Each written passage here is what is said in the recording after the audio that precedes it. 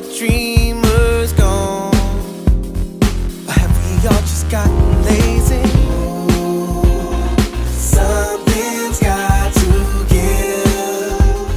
There won't be much life left to live. Please send a sign from up above. And if I gotta choose, I choose love. I choose love. I choose love. No one's gonna make me hate. I choose love. I choose love. No one's gonna take that away. Ooh, something strange is in the air. Seems that everybody's changing, and I can't find no faith anywhere. Seems it's been replaced with raging. Something's got to give. There won't be much life left to live. Please send a sign from up above. And if I gotta choose, I choose love. I choose love. I choose love. No one's gonna make me hate. I choose love. I choose love. No one's gonna take that away. No one can take that from me. I see what I choose to see. Reality is what you make it. So why would I ever choose hatred? I choose love. I choose love. No one's gonna make me hate. I choose love. I choose love. No one's gonna take that away. I choose love. I choose love. No one's gonna make me hate. I choose love. I choose love. And no one's gonna take that away. I choose love. What's going on? What's going on? Thanks for tuning in. Let me fix this. Thanks for tuning into this late progressive action show. We got something new going on here. The new call-in number. The new call-in number is 515-605-9842. You want to call in? I will see you on the screen. You listen to the show on your phone, and then I will cue you in when you're ready to speak. I need you guys to start sharing these lives out to the groups. You got to start sharing these lives out to the groups. The more people that know of our issues, the better. Also, to donate to the platform, Progressive Action 100 is the Cash App. The PayPal is Progressive Action to donate to the platform. Now we're going to jump straight into this. Once again, if you want to call in live, the number is 515. Let me get the number. 515-605-9842. I want you guys to call in. About to start getting heavy and deep into these topics. We got a lot of things to talk about today. We're going to talk about the MTA line, about these COVID deaths. We're going to talk about our conductor brother who passed away. We're going to talk about Utano working with Pat Foye. Not to the benefit of the members, though. We're going to talk about all that tonight. Once again, share out the live. The more people that see the live, the better. Let's jump straight into it. Why not? The MTA is saying that the COVID deaths went down. The COVID deaths went down from 131 to 120 to 126. How did that happen? How did the COVID deaths go down? First of all, the MTA is claiming that nobody passed away between July and October from the coronavirus. Slide number one. The MTA is also claiming that only 7.3% of the workforce contracted the virus. But NYU study said 24% of the people in New York City Transit contracted the virus. Who do we believe? I want you guys to call in. Who do we believe? The MTA or NYU? Now, this is my argument. Since the MTA is saying that only 7.3% of the workforce contracted the coronavirus, I think that the people who did contract the coronavirus should get their sick time back. Only 7.3% of the workforce got that, because the only reason they used that number was because to make it seem like it's a small number, it's an insignificant number. So if it's so insignificant, why don't you give the workers back their sick time that they used for this whole pandemic, right? Why not? Let me know what you guys think. Let me know what you guys think. Now, the MTA, they like playing a game called Tricknology. And if you Google Tricknology, you would know exactly what I'm talking about. I'm not going to tell you guys everything. Google Tricknology. The MTA practiced this thing called Tricknology.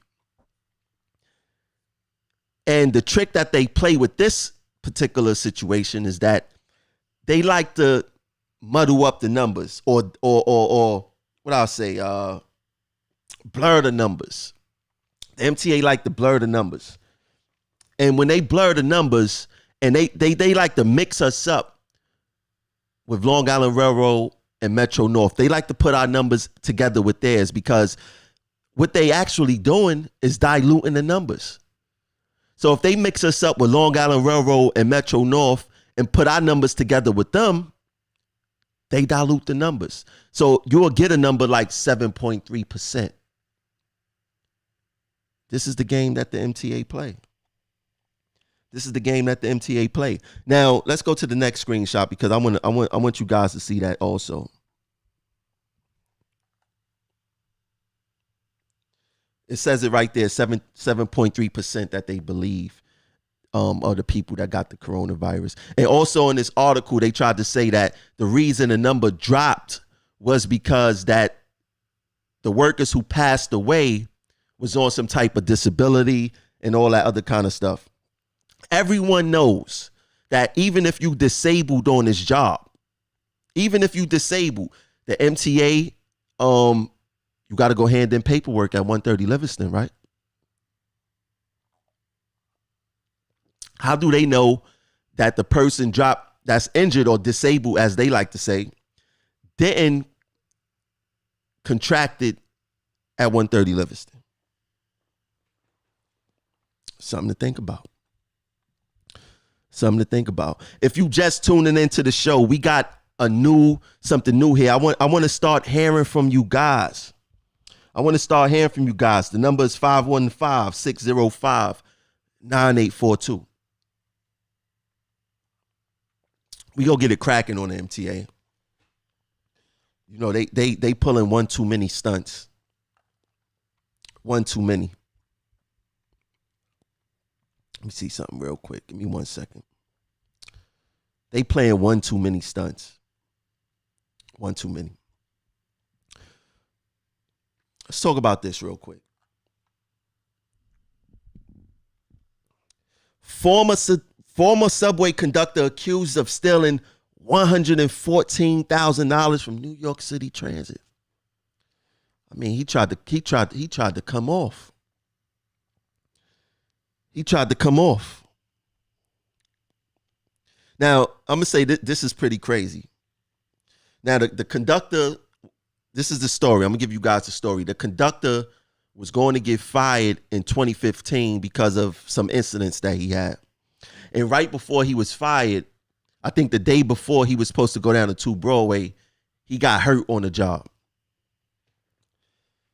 Now, the reason he in trouble now is because while he was hurt, I guess he knew that it was over for him at New York City Transit. He was like, you know what? I'm just going to do what I have to do and get money and forget the transit authority. So what this guy decides to do, allegedly, because we can't believe everything that we see in the media, he gets jobs as a correction officer in Pennsylvania and Florida. Now, he's supposedly hurt and can't work for the transit authority. But then he goes to get a job in Pennsylvania and Florida. What was he thinking? Now, an article, Eric Gonzalez said this guy stole more than $100,000 in taxpayer money. And the MTA IG, Carolyn Picorni, she called him a scam artist. Now, I'm not mad at that. But what I don't get is how all these companies, not all of these companies, let me take that back. How these people are quick to call the employees out on workers' comp fraud, but they never call the MTA out on comp fraud. The MTA violate workers' comp law every chance that they get, and they never checked on it. The MTA has never checked on it. There's no system in place to make sure that the MTA do not violate workers' comp law. Now, there are plenty of workers out there that's out because of legit injuries. Not like this guy with this fraud right here. But there are workers out with legit injuries, and just because the MTA they deny us our payments with impunity, because their whole goal is to stall the payments or not pay you, because they know what's going on. They know a lot of us can't go a month without a paycheck. So what you're going to do, you're not getting paid, you're hurt, you're going to say that you're ready to come back to work and come back to work injured. The MTA know that. They know that without a doubt. And they use this as a tactic. But while they use this as a tactic, they are also violating workers' comp law. We always wondered why the MTA give us or let us use 20 accrued days in the beginning of our comp. The way it's supposed to work is that we use the 20 days because the payments are supposed to start kicking in no longer than 18 days. No longer than 18 days. Right now, I know a guy who's out right now. Almost coming up to a year, and they have yet to issue him one payment. He didn't get not one payment.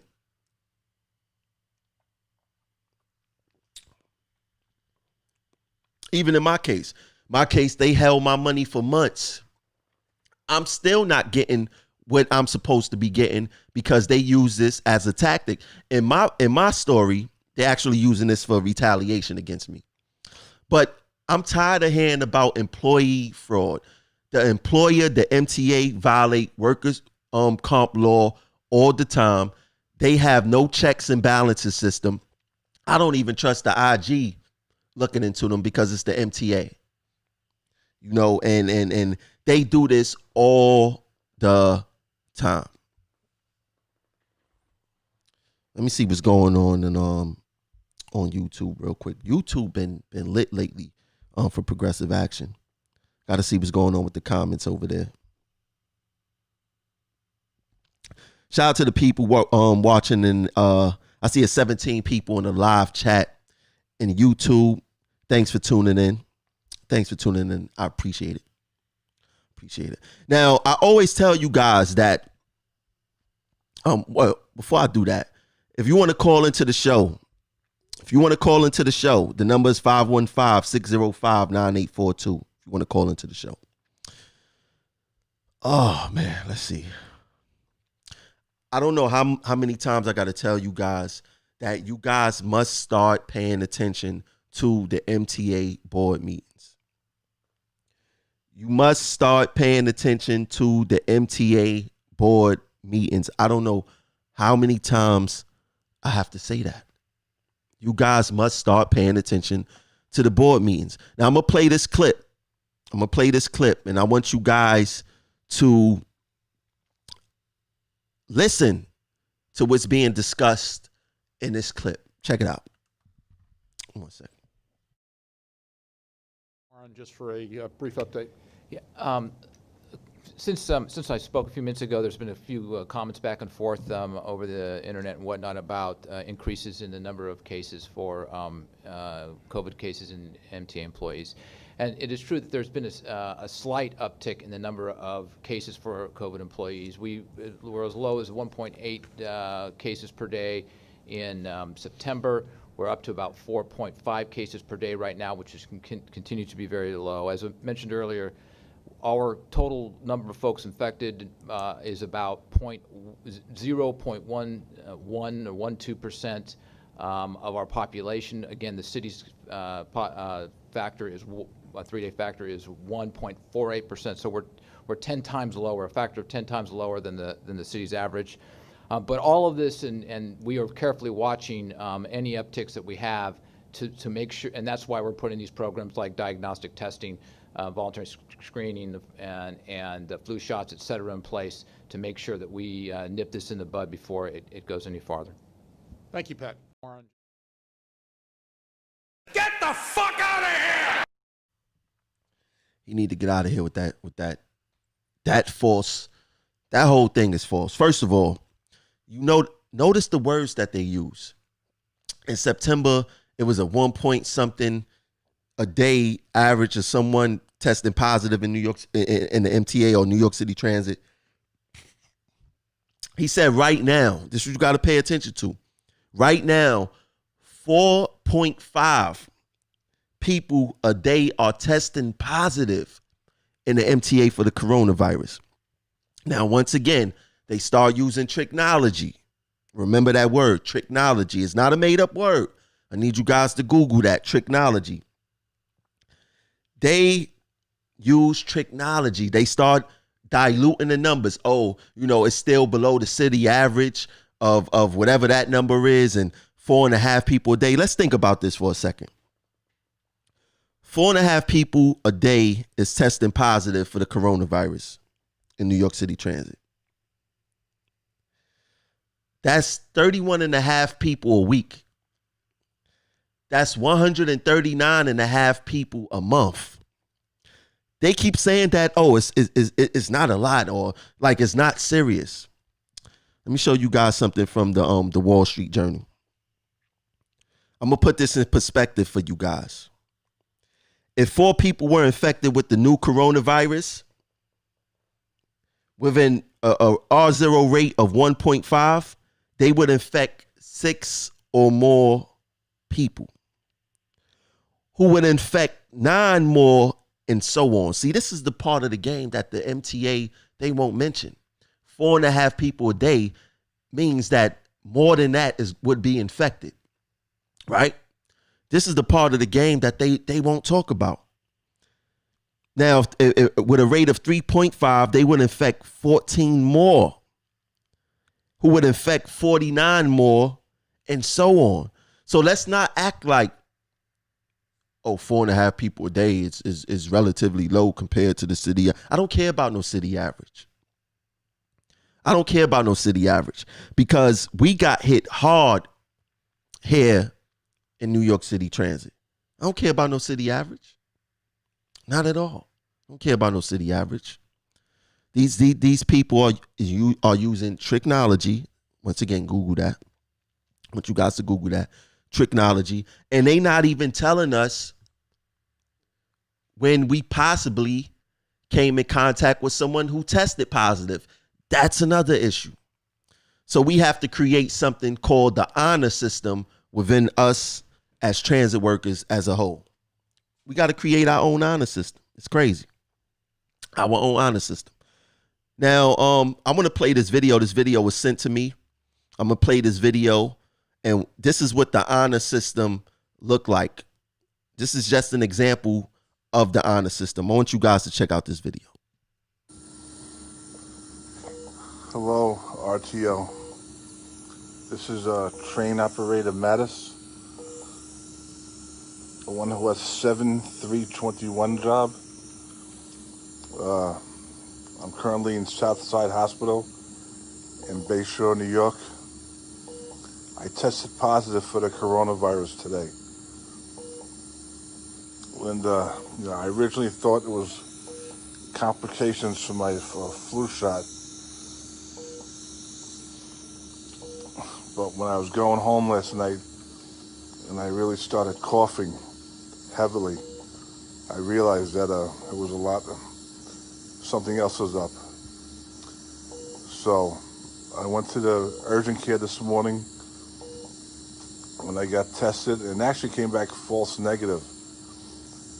But what was really alarming was that my heartbeat was 176 beats a minute. 176 beats a minute. And I didn't even know it. And they had to take me out of the urgent care in the ambulance, take me to the hospital. My heart rate reached 220. That's insane. That's scary. that's almost 4 beats a minute. That's almost 4 beats a second. But my heartbeat was irregular, and I told them about the virus. I said, look, I believe I have the virus because, it's doing something. The false negative doesn't sound right. So when I got to the hospital, they tested me again. Sure enough, I came up positive. Now the good news is that they're going to put me, because I'm at such a high risk, they're going to put me on the remdesivir, whatever it is. You know what it is. It's hard to pronounce. But they're going to give me that. And hopefully that'll work. They're going to give some other stuff to me too. But the next 24 to 48 hours are critical. Fortunately, there's no guarantees. I would love to go say right now, saying, I'll be out of here and I'll see everybody in a while. And I really believe that'll happen. But there's no guarantees. I got to take this hour by hour. But again, I'm positive for the coronavirus. If you are around me, you're talking to me, you have to self-quarantine. Do what you have to do. I did not expect this. Here it is. I went the whole year. You saw what we went through in March. You saw how many people we lost. So many good people. And I didn't get the virus. I survived it. After all that, I survived. And they said, wow, nothing's going to happen. Nothing's going to, I felt a little invincible. I wouldn't even get sick. And I got the flu shot over my vacation. I got sick and I thought, there's complications from it. But no, it turned out to be coronavirus. And it's just so shocking. But I will tell you one thing. This is not bullshit. This is not made up. This is not something that's being dramatized by anybody. This thing is real, and this thing hits you hard. And it does things to your body that really, really slams you. I've never been in the hospital before except for getting my tonsils taken out and operation. I've never stayed time in the hospital. And this goes to show you how serious it is. So my suggestion to everybody who was in contact with me, if you know anybody, show me.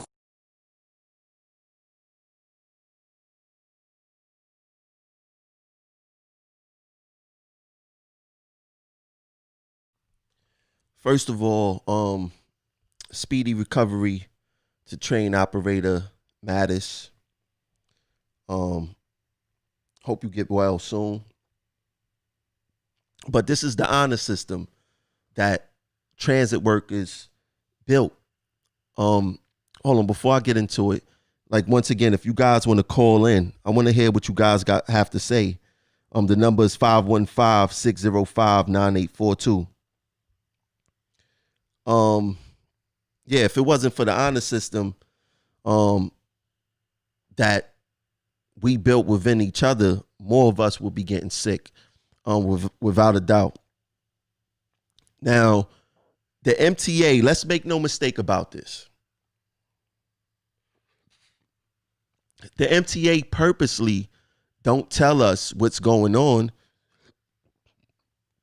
because their priority is not the health and safety of the workers, no matter what they say. Forget about what they say. You know, they remind me of, like, every time they talk, I think about them doing this stuff with Trump. You know, when Trump start moving his hands like this, that's how you know some BS is about to come out of his mouth. What is this? But the MTA don't tell us because their priority is moving the railroad. It's not the health and safety of the employees. Forget about what they say in the media. Forget about what they say when the cameras is on. I was always told actions speak louder than words, and the MTA actions show that the railroad means more than you and I.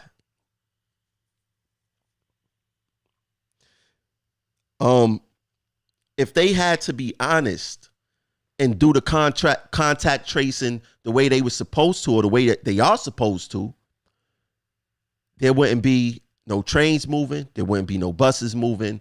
There wouldn't be nobody cleaning the stations. There wouldn't be no track repairs. There wouldn't be no station agents giving out Metro cards or whatever the case may be. They know this. They not idiots. They are not idiots. The idiots are the people who's representing us in the union. And we're going to get into that. We're going to get into that. But they know that if they had to be honest about the contact tracing and who we actually came in contact with, due to this exposure, there wouldn't be no system. And this is what they are trying to avoid. That's why they are purposely not telling us to quarantine, because they know who's testing positive. By the time you find out, 2 weeks done passed. They don't care if you drop dead. They already proved that. They said, look, we're going to give your family $500,000. And it's really not $500,000. It's really about $350,000. They're not telling you that they taxing the family. The family got to pay taxes on that money because the MTA is claiming it as a loss at the end of the year. We could talk about that too. I'm going to talk about too. And to all you crew room lawyers out there, please stop saying that it's against HIPAA. The MTA do not have to tell us, well, this so-and-so specific person tested positive, so you need to quarantine. They don't have to do that. They just have to call you, because when you're in trouble, they know how to get in contact with you, right? Whenever you're in some type of trouble, they know where to find you. They know exactly where you're trained at. They know exactly where you're reporting at. They know how to get in contact with you when you're in trouble. Because discipline is something that they amazing at. When it comes to discipline, the MTA is amazing at it. Right? Having problems breathing tonight, pardon me. But it's not a violation of HIPAA. They just got to say, hey, you possibly came in contact with someone who tested positive. We need you to quarantine. End of story. End of story. And I don't want to hear nothing about no HIPAA, because when we out of work and we got to hand in those sick lines, who do we hand it into? A dispatcher. The forms are not in envelopes. They could look, they got to sign it at that. They have to sign it. So they could look and see, oh, he was out because his AIDS was acting up.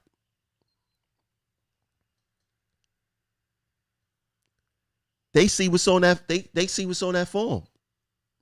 They see what's on that form. So I don't want to hear anything about any HIPAA violation. I don't want to hear anything about any of that. I don't want to hear anything about any of that. Now, as you guys know, if you don't know, just in case, let me put the brother. Oh wow, I ain't got it loaded up in the computer. Hold on one second. I got to put this in the computer real quick.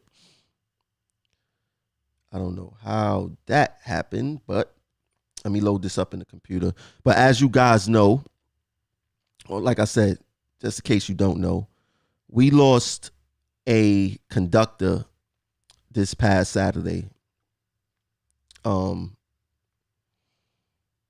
the C line in Euclid. Let me get his picture on the screen. Like I said, anyone want to call in, the number is 515-605-9842. I want to get his picture on the screen before I continue. Give me 1 second. Okay. Get his picture on the screen. Oh, it's right there. All right, give me 1 second.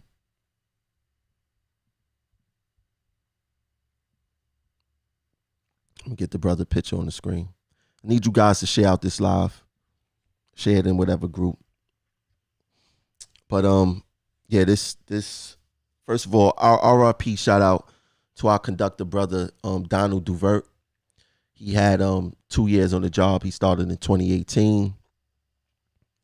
Like I say, he's working at Euclid Avenue on the C line on October 24th when he went into some type of distress.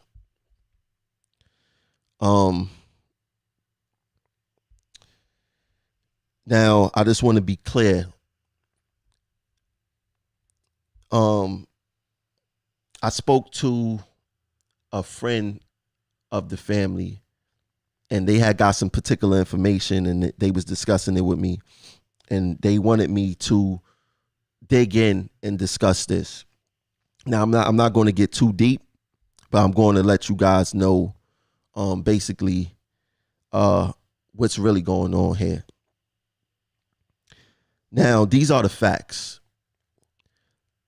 While our conductor brother was in distress, he didn't get no help, no life-saving technique, nothing. And to be clear, there were supervisors and superintendents on the scene. So that leads me to the question: who is trained to use defibrillators at train terminals, and who is trained for life-saving techniques? Now, I'm not sure if there's a defibrillator at Euclid Avenue, but one will expect there to be a defibrillator at every terminal. Wherever there's a terminal, there should be a defibrillator there. Now, the reason why I asked this question is because I found a couple of things troubling about this entire situation. And these are facts. This ain't no speculation. These are facts. The MTA know, I know. 10 minutes into the incident, when supervision became aware of the situation, they failed to dial 911 directly. In fact, the supervisor at the terminal never notified RCC of what was going on. The person only notified the superintendent. A superintendent arrived and found the conductor outstretched on the floor. At the time, the superintendent allegedly, well, I ain't gonna say allegedly, the superintendent notified RCC, but I'm gonna say allegedly for this part, called police on a personal phone. I don't know. I'm gonna say alleged because a lot of things just aren't adding up. So for approximately 26 minutes, according to the report, no aid was rendered to the CR by the superintendent. The only thing that was done was calling of RCC, and allegedly that superintendent calling 911 from their phone. I don't know. I'll wait for the facts to prove itself. And just to be clear, no fault of the superintendent not being qualified for a life-saving technique, even though I feel that every supervisor and superintendent should be qualified for a life-saving technique, whether it's rescue breathing, CPR, defibrillator, they should be qualified. This is the crazy part. Within that 26 minutes, you know what management made sure was done? They made sure that the crew office was notified. Because like I said, the MTA only care about service. Our safety is an afterthought.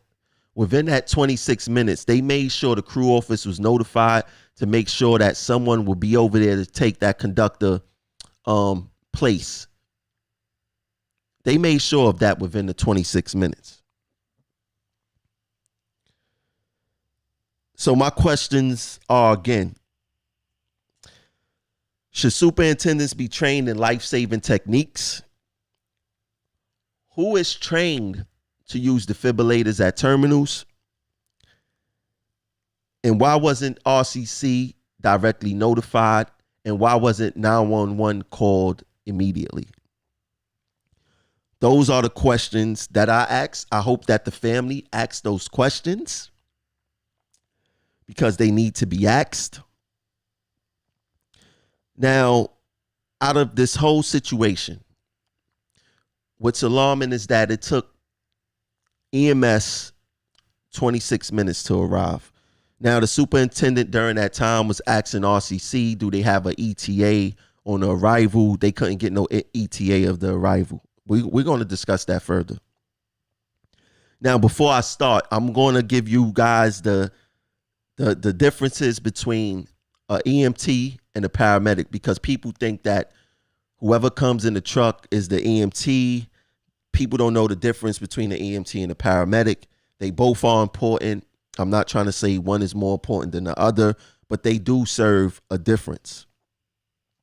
Now, paramedics normally take serious calls, and paramedics are trained to start IV. So normally for shooting victims and things of that nature, paramedics will arrive to the scene and take those calls.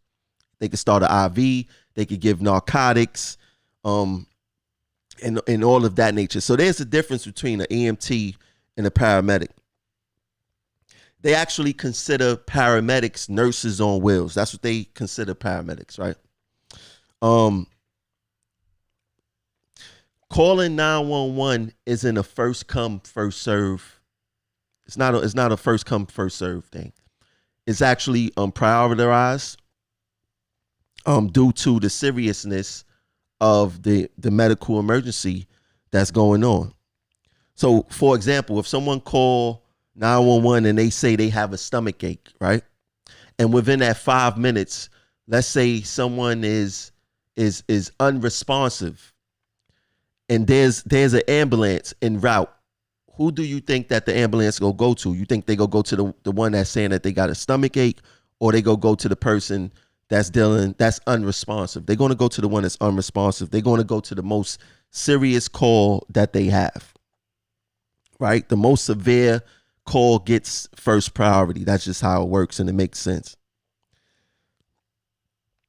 Now, the only way, and this is me critical thinking, the only way that it could have took 26 minutes for EMS to come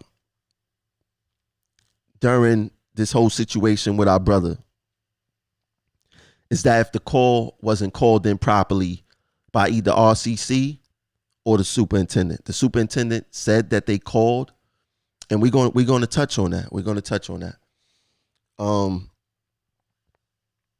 But the only way that it took 26 minutes is that if someone relayed the message that it wasn't a serious situation. That's the only way that it could have took 26 minutes. Or there's another way, I'm going to be honest, if they was over flooded with calls. But for unresponse, that would have been priority. So another question, did the superintendent or did RCC call in the call as being serious, right?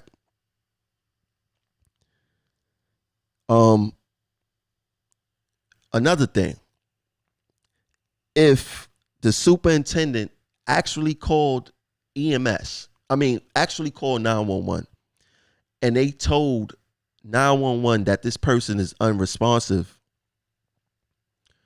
And I'm gonna share this. This is how it works. You know, if the superintendent on the scene called it in and said that the conductor was unresponsive, 911 is not going to hang up that phone until they know that medical help is there on the scene. They are not going to let you call in, hey, yeah, I have a conductor here. He's outstretched. He's not responsive. They're not going to say, okay, we'll get help to you and we're going to hang up the phone. That's just not how it works. Ask any 911 dispatcher.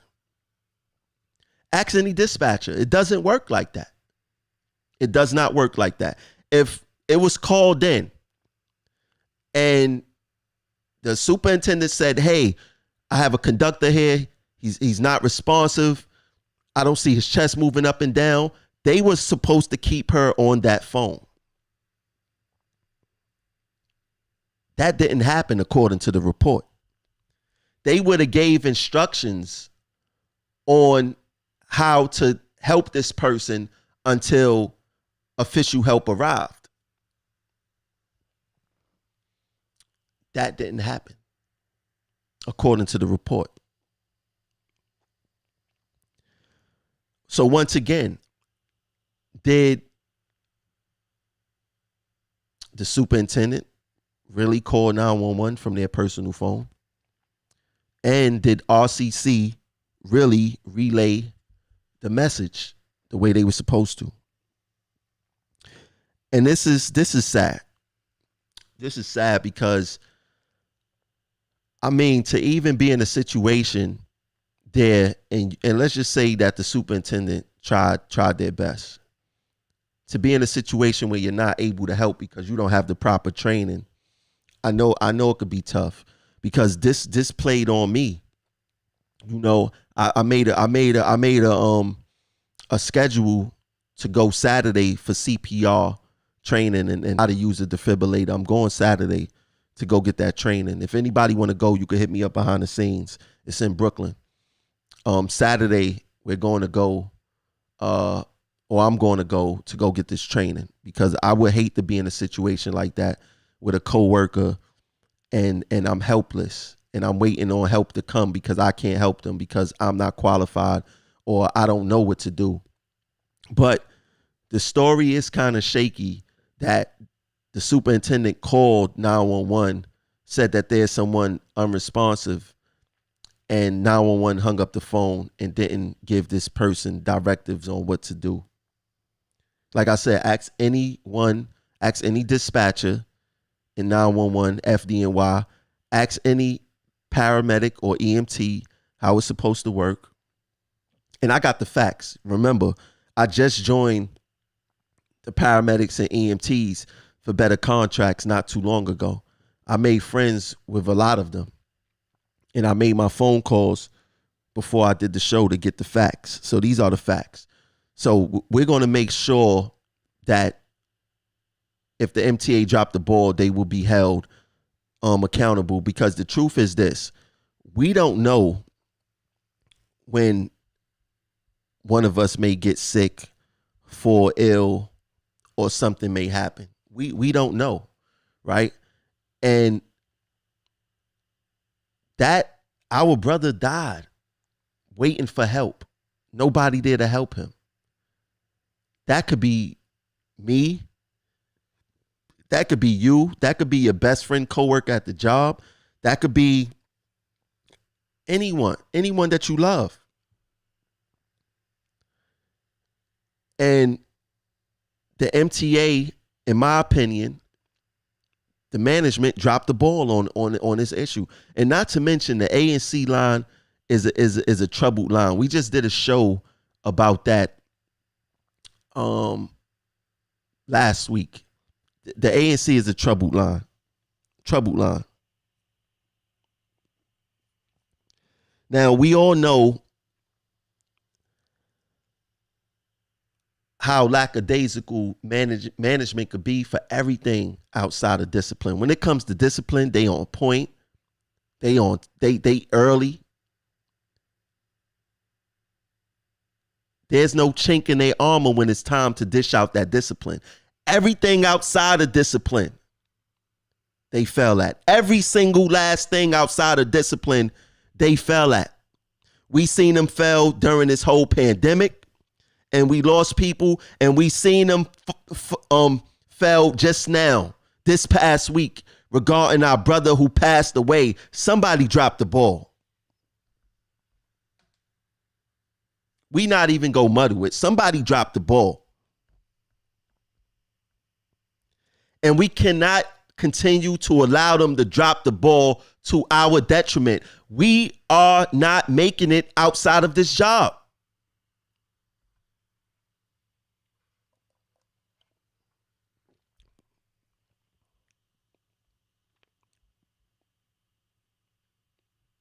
We are not making it. You would think that we work in a war zone. You would think that we in the middle of Desert Storm. We are transit workers. There shouldn't be no reason why a transit worker do not make it home to their families at the end of the day. I don't care if it's injury or illness.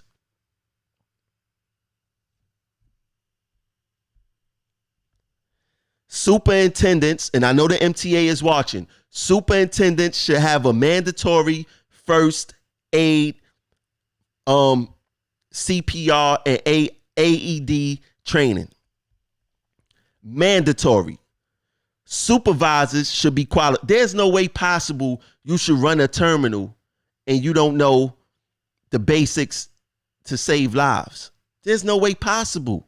You want to be a supervisor? Supervisor is more than sitting at your desk keeping crews in place. Being a superintendent is more than dishing out discipline.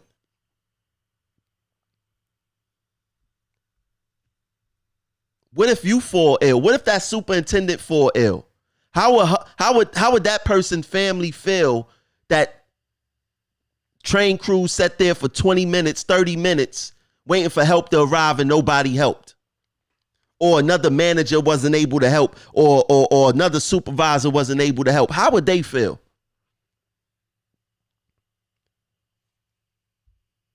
People don't care until that shoe is on their foot. That's just how it works. That's just how it works. People don't care until something directly affects them. Now, let me address the crew room lawyers for a second. I need to address the crew room lawyers. If you want to call in, the number is 515-605-9842. I want to hear what you got to say. I want to address the crew room lawyers real quick. There's a lot of crew room lawyers saying, you know, you can't use the defibrillator because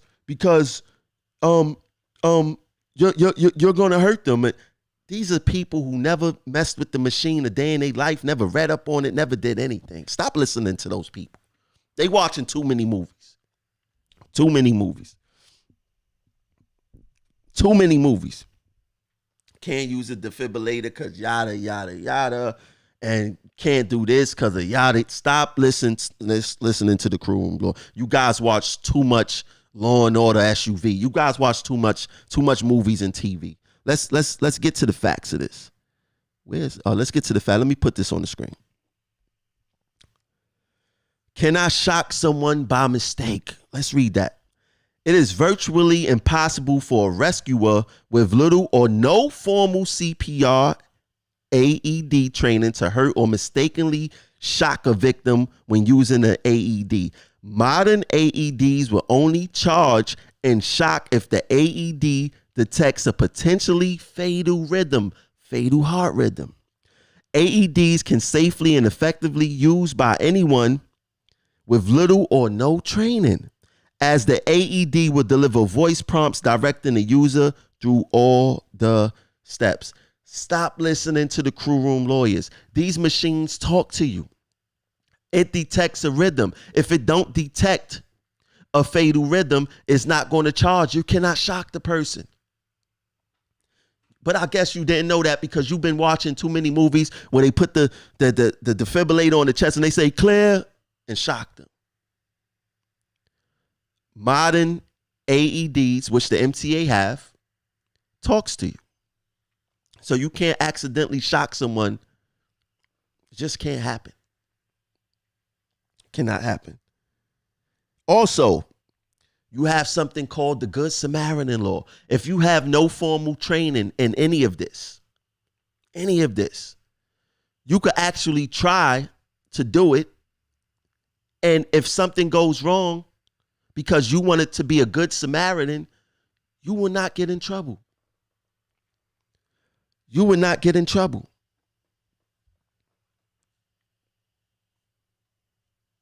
That's something that's dealing with the crew. And I want to deal with something real quick.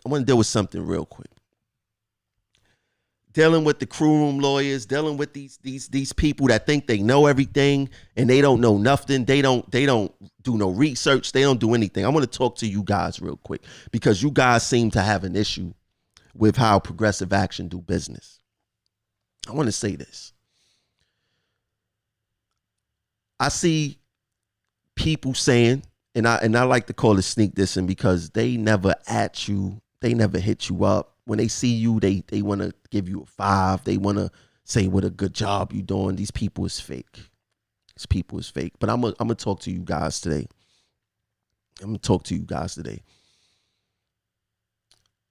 People like to say, oh, you know, Trammell is selfish. He only worrying about himself. You should not mess with the movement. Let me explain something to you guys. The people who saying that are the ones who for themselves. They are the same people who won't get behind nothing that the members are doing, nothing that the union is doing. Why? Because they believe that if it didn't affect them directly, they don't need to be involved. What do you call that? That's selfish, right? They won't do anything to help out their members because they are afraid to become a target. That's selfish thinking. I have never done that. I have stuck my neck out on the line for people I don't even know. I don't even know if they like me or not. To be truthfully with you, I don't even care. Because I love what I do. I love helping people and I love fighting against the bosses. I get a thrill out of that. No matter what the consequences may be, I get a thrill out of it. Oh, man, ain't nobody more selfish than you guys. And that's the problem with you guys. I could tell you guys don't read because you guys are so self-centered, so weak,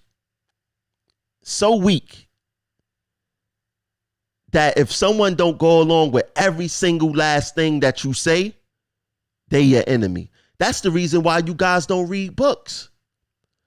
You can't get into a book because you think that every line in that book you have to agree with.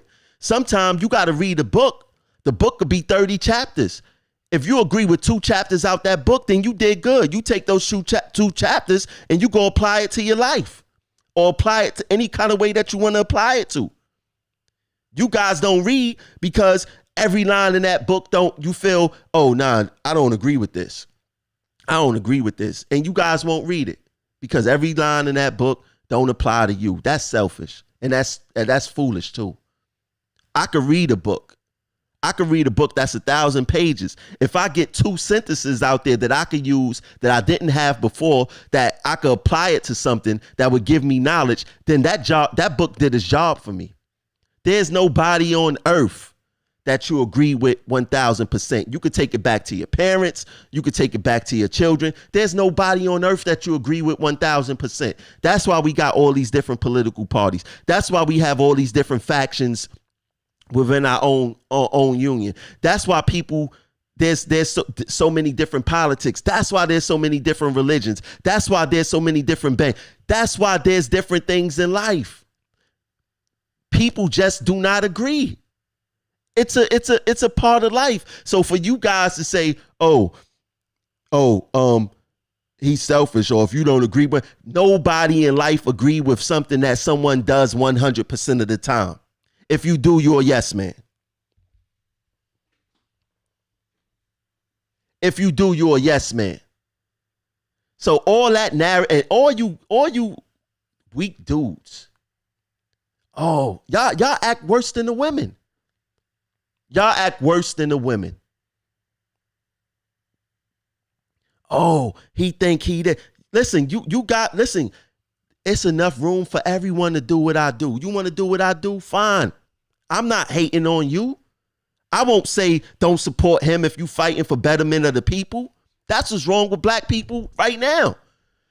You guys want to cancel people and not have a replacement. You don't even want to be that replacement. Straight cowardness. Oh, he think he this, he think he that. No, I don't think I'm nothing. Because what I do, I risk my livelihood. What are you risking, coward? What are you risking? Oh, and look, this game only work on weak people.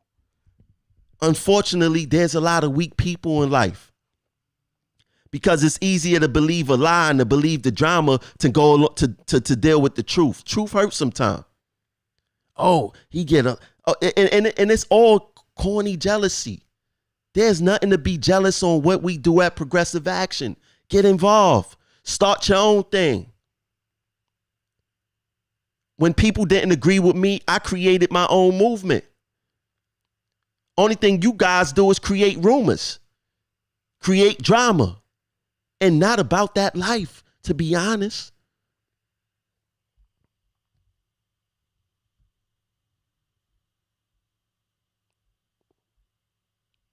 Not about that life. Y'all not about that life. A lot of y'all hide behind y'all uniform. Let's be real. Let's be real. Y'all hide behind the uniform. Y'all hide behind the job. When it's time for that smoke, y'all know where to be found. Let's be real. Anyone who know me outside of this job know I'm for the smoke. I want the smoke. I just switch things around. I go after the bosses now. I still take a risk. In the street, you get locked up. Here, you could get fired. It's not the end of life. It's not the end of life. Y'all see the games that they playing with me. They saying that I'm bringing guns to work. That's why I never had a locker. I said that on the prior show. They trying to pull a felony on me. Right now, they saying that I committed comp fraud. They trying to put another felony on me. I just put on the show how the Brooklyn DA, let me put this picture on the screen. I just put on the show how they just locked up someone for comp fraud. That's a felony. That's a felony. These people trying to put felonies on me. I'm still taking a risk. What risk are you taking? That's what's wrong with our community now. Y'all quick to hate. Y'all quick. And it's crazy how, suckers respects. Suckers know how to link. Suckers know how to link up. Suckers know how to link up. They just need to find one person that don't like you. They find one person that they don't like you. They best friends. They best friends. They don't know each other from a hole in the wall. But that's how suckers react. I'm gonna start calling you suckers out. Because y'all nothing but some cornball. And you got some old suckers on the job too. Oh, I'm talking about these dudes 50 years old. 50 years old, 20-something years on the job. Suckers. Suckers talking about the young boy. The young boys who putting in that work. They never put in work a day in their life on or off the job.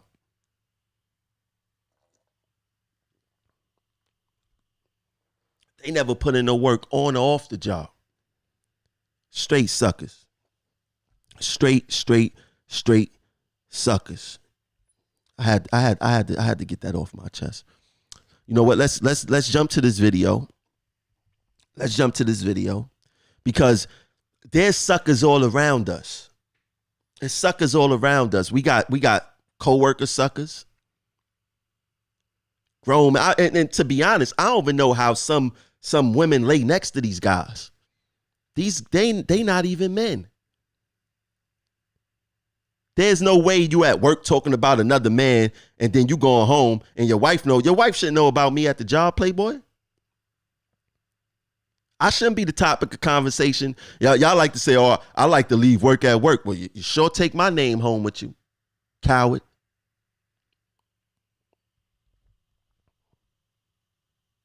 I apologize, Gwen. I apologize. I'm sorry. But there's some old suckers on the job. They old. They got some old suckers on the job, Gwen. I apologize, though. You want to call into the show, 515-605-9842. But let's get into this video real quick. And we're gonna discuss some more suckers, some union suckers. Let's go. Good afternoon, everybody. So back in May, as part of our 10-point plan, this was one of our suggestions, and I'm very grateful that the MTA now has adopted it and is putting it in place. It is very important that we test as many members as we can, as much as we can, because we want to catch those people that have the virus and are not showing the symptoms. It's very, very important because that's how this virus is being spread. On another note, we are also working together with the TA because the second wave is coming and it's here. And we need to stagger hours, we need to expand facilities, we need to do something about the lunchrooms, maybe put buses out there where the people can have their lunch in for now. And I'm going to suggest to every one of my members and everyone that works in this place, you need to wear your mask. You need to wear your mask, it's important. Get the fuck out of here! Straight coward. Straight coward. Now, this is the guy who represents us. This is the guy who negotiates with us against the MTA. He's supposed to be the head honcho, but he's also the reason why we in the predicament that we in now. He's the reason why the death count is so high. He's the reason why management feel that they could disrespect us. He's a straight. He's not a leader at all. He has no communication skills with getting his point across, whether it's in the media or talking to the bosses. Samuelson is 1,000 times better than Utano. 1,000 times. I mean, come on, listen to the video where he said. Look what he said in the video.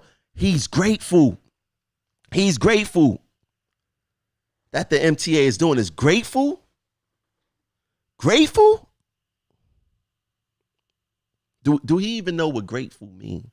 Let's go to the definition of grateful. Feeling or showing an appreciation of kindness, thankful. So you're thankful that the MTA is attempting to protect us. You grateful for that. He's grateful that the MTA is giving us tests. Listen to his narrative though. Look, we 7-8 months into this. We about 8 months into this right now. 8 months into it. He's now talking about, maybe we put buses outside of lunchrooms because the second wave is coming and it's here. Which one is it? The second wave is coming or it's here. It can't be both. So you're saying the second wave is coming and it's here, but you still don't got the proper spacing for your members? Oh, maybe they need to get buses and they need to do this, but the second wave is here. You already said it. 8 months, you couldn't put pressure on them for them to do the right thing. So you waiting for a next 153 people to start passing away? The first wave never went away. Never went away. This is just the continuation. The MTA went mute on this whole virus stuff from July to October. Remember, they said in their thing that I'm gonna put that back up on the screen. Nobody passed away from the virus basically between July and October. That was a lie. That was a lie. And Utano didn't even go. He didn't even challenged that. He ain't challenged that at all. Not at all. Now I'm gonna play this next video. I need you guys to pay attention because I'm about to break this down. I'm about to break this whole thing down real quick. Pay close attention to the video. I'm gonna put on the video. You're going to see Leroy Comrie. He's sitting down in the chair waiting for his COVID test, and directly behind him, you're going to see Utano and Pat Foye, and then a close up is going to go on Comrie, and I want you to show. I'm gonna show you guys how Utano and Pat Foye dismiss each other after they had a brotherly conversation. Check it out.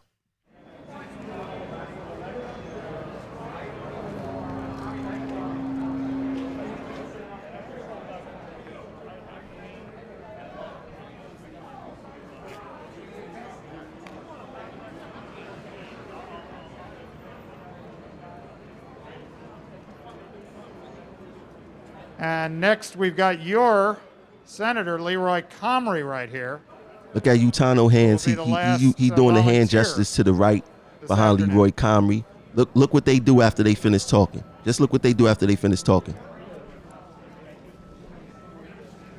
See that 5 right there? Now, let's think about this. They played us. They played us for fools. Tony Utano and Pat Foye played us for fools. Why you dapping him up to leave? You mean after telling me Pat Foye telling Utano have a safe Columbus Day, Utano getting his panties in a bunch, acting like he was angry with the antics, all this WWF stuff, sent the union reps up there to say, oh, don't say have a safe Columbus Day. Oh, you only saying this because we Italian and you're calling us thieves and because we saying we got a drug scam. And it was all fake. It was all WWF. It was all WWF. It was done to fool us into making us think that it was drama between them because it was contract time. Utano and Foye is playing on the same team. And it's to fool us, the people of color, the black people here. It's to fool us. They don't care about nothing else. It was to fool us. Their agenda was to screw over this mostly black and brown membership. That's all it was about. They knew exactly what they were doing. You mean to tell me after all the contract drama, after all the deaths, in which Utano said himself the MTA was responsible for because of the lack of mask, Utano have the nerve to shake hands with Pat Foye and we're in the middle of a pandemic? The second wave is here and it's coming, and Utano voice, second wave is here and it's coming, whatever that means. And you tell me that he's shaking this guy's hand? That's something that you do to a friend. That's something that you do to someone you respect. That's not something that you do to someone who was responsible for all these fatalities in New York City Transit due to this virus. That's not something that you do. That's not something that you do who you felt that disrespected your heritage. That's not what you do. That's not something that you do when you still have to beg to get buses for social distancing. You don't dap them up like that. We ain't got nothing to shake hands about.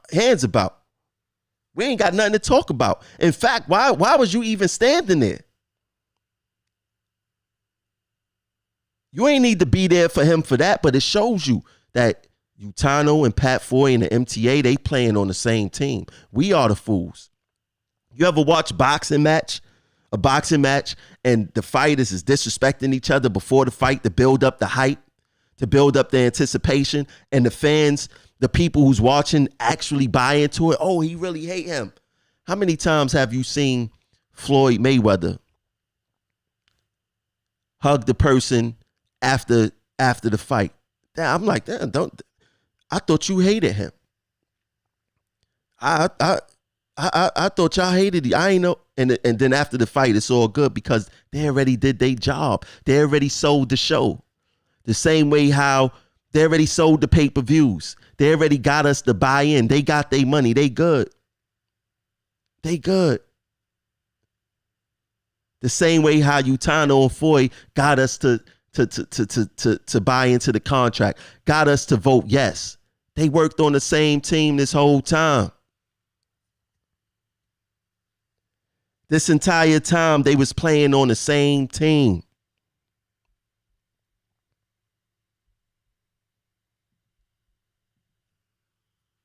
And they want to know why I'm a disgruntled. Y'all like my shirt? Mr. Disgruntled Employee himself. Yes, I am. I am Mr. Disgruntled Employee. So hold on, we got a caller on the line. Let's see what's going on. Caller, let's see who this. Caller 8475. 8475. You are now live. Who's calling? What's going on? Peace. What's going on? It's Alexander Kemp, Progressive Action. How are you? Kemp, what's going on, bro? Thanks for tuning in, man. So what's your thoughts? What you want to talk about? We only got a couple of minutes because this works on some type of time thing. So, but yeah, you got time. Go ahead, speak. No, just on your point, with Utano. I mean, bro, they talking about, please Albany, please White House, send the money, stop playing games. We want to give the workers hazard pay. Bro, the same people who reclassified us, since the beginning of the pandemic, the one question has never been answered.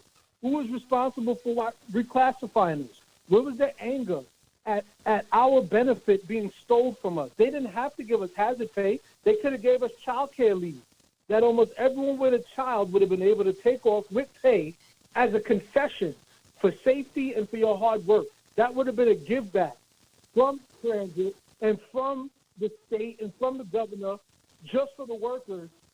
The fact that we were specifically reclassified should have told everyone that they were working together, because there was never any pushback or never any public condemnation for the MTA for reclassifying us. Facts. They almost knew we were getting reclassified. Facts. But I'm gonna let you go because I got to pull this bus out. But the phone line sounds great. It sounds beautiful. Thanks. Have a great night, brother. Thanks, bro. Thanks from hearing from you. That's Alexander Kemp. Peace.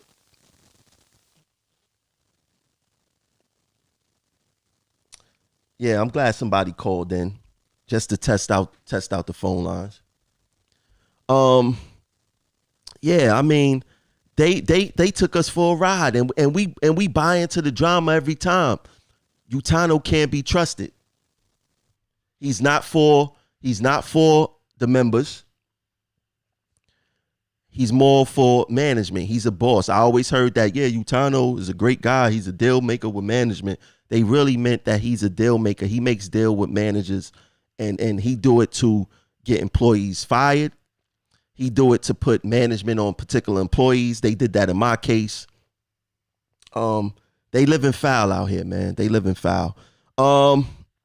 Let's see. Let me see what you guys doing on YouTube real quick. See what's going on YouTube. Oh, y'all was saying a lot on YouTube. Let me see what's going on there. Oh man, missed a lot. What's going on, Heather? How you doing? Doc Matt Jr. The phone line can't be busy. The phone line can't be busy, Junior. The phone lines work. Phone lines work, bruh. But look, if you want to donate to the platform, please, all donations is needed. Trust me when I tell you. The Cash App is Progressive Action 100. The PayPal is Progressive Action, and I need you guys for the dedicated Progressive Action supporters. If you look in the link of the video, whether you're on YouTube or you on Facebook, in the link of the video, we have something called Patreon. It's something called Patreon. I need you guys to subscribe to the Patreon. $25 a month It's nothing crazy for the people who really support progressive action. $25 a month, and it comes directly out your debit card every first of the month. $25 a month is nothing. Great information. You supporting a great platform for a great cause. If you don't want to donate that way, like I said, you could do the Cash App. The Cash App is Progressive Action 100. That's on the screen now. And you could also do PayPal. The PayPal is Progressive Action, and the Patreon is in the link of the YouTube video and in the link of the Facebook video. Thanks for tuning in. Hold on, before I go, I just want to put this on the screen one more time. Hold on, let me put this on the screen one more time. I need you guys to lock this number in your phone. I need you guys to lock this number in your phone. The number is 515-605-9842. Lock that number in your phone. That's the number for the show. Whenever I'm live, you just call in. And if you want to speak and talk live, I'm going to take more live callers moving forward. This show isn't about me. This show is about you guys. I would love to hear what you guys are thinking. I would love to see what you guys are what's on your mind, what you want to discuss, and also let me know who you guys would like to see on the show in the future.